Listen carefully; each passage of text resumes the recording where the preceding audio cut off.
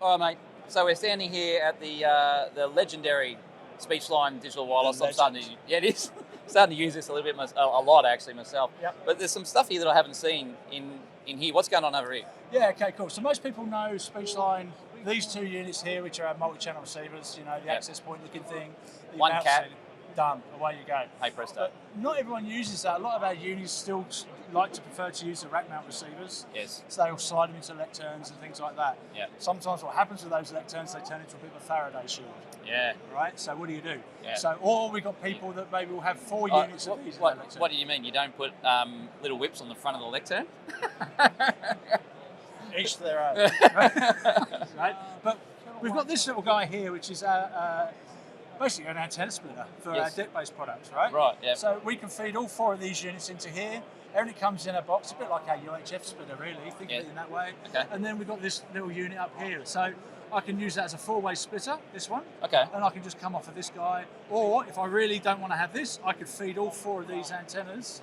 These 2 units here. I could feed up into there and have 4 antennas hanging off the sky as well. Oh, very nice. So it's just something that most people kind of forget about, but we still kind of do.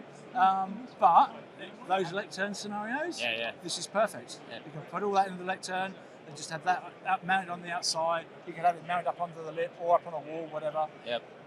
Very nice. It's simple, right? Simple stuff. But these are things that people forget. We've got the usual suspects here, our rack chargers and the gooses. Yep. All our light up gooses, red, green, whatever you want. Yeah. But the main one, which has just been released, is software. Yep. And hopefully this makes life a lot easier. Because we all have a nightmare trying to work out, and we ring you and go, mate, what do I need?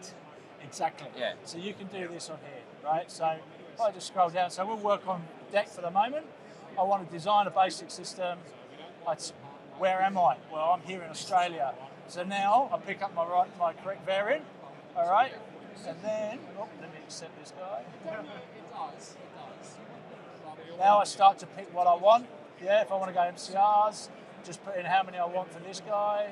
I know we'll just go 1 for the moment. My mouse is misbehaving. Oh, yeah. Yeah. How many handhelds do I want? Okay, so there's 3 of them. And it gives you a count up here as well. How many channels I've got, how many have I used. Yeah. Yeah. And then we're going to go, I don't know, let's go a 4-way. So it's a wizard essentially, isn't it? Yeah, pretty much.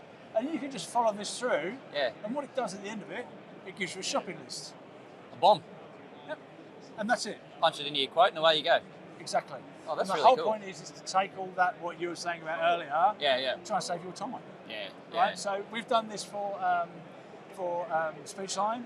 We've also done it for EWDX, which we'll cover in a second. Very nice, mate. Cool.